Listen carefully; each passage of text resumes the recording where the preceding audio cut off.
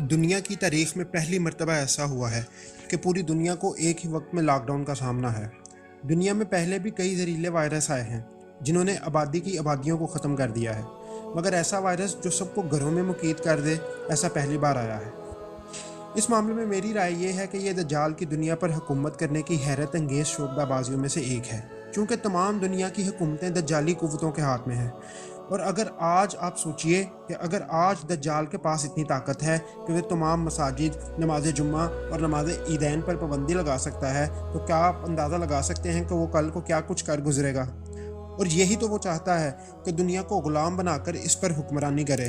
اس virus کے بعد یہ انسانوں کو اور غلامی میں دھکیلے گا۔ جیسا کہ لوگ پہلے ہی معاشی طور پر غربت اور بدحالی کا شکار ہیں، تو یہ غریب سے غریب تر ہوتے جائیں گے۔ میری آواز ان چند لوگوں میں سے ایک ہے جو اس وبا کے پیچھے اصل حقیقت کے بارے میں بات کر رہے ہیں۔ کیا آپ نے کسی اور سے بھی لوگوں کو اس طرح غلام بنانے کے بارے میں سنا ہے؟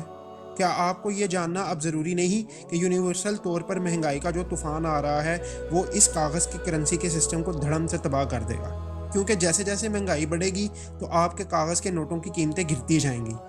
جیسا کہ آپ کو معلوم ہے کہ آج سے 20 سال پہلے آپ 1 لاکھ میں سے جو چیزیں خرید سکتے تھے، آج اسی چیز کو خریدنے کے لیے آپ کو کئی لاکھ روپے درکار ہوں گے۔ آج کل کوئی بھی عالم اس بارے میں سوچ نہیں رہا، اور جب سوچ ہی نہیں ہوگی تو بتائیں گے کیا؟ اللہ نے قرآن میں فرمایا ہے کہ لوگوں کے مال کو مت چھینو اور ان کے مال کی قیمت کو کم مت کرو۔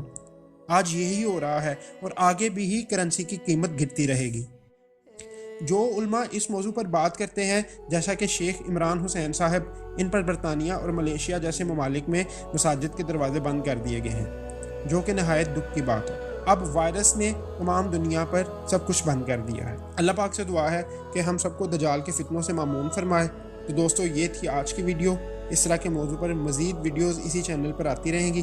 اس چینل کو سبسکرائب کریں، ویڈیو کو لائک اور شیئر کریں۔ بہت شکریہ۔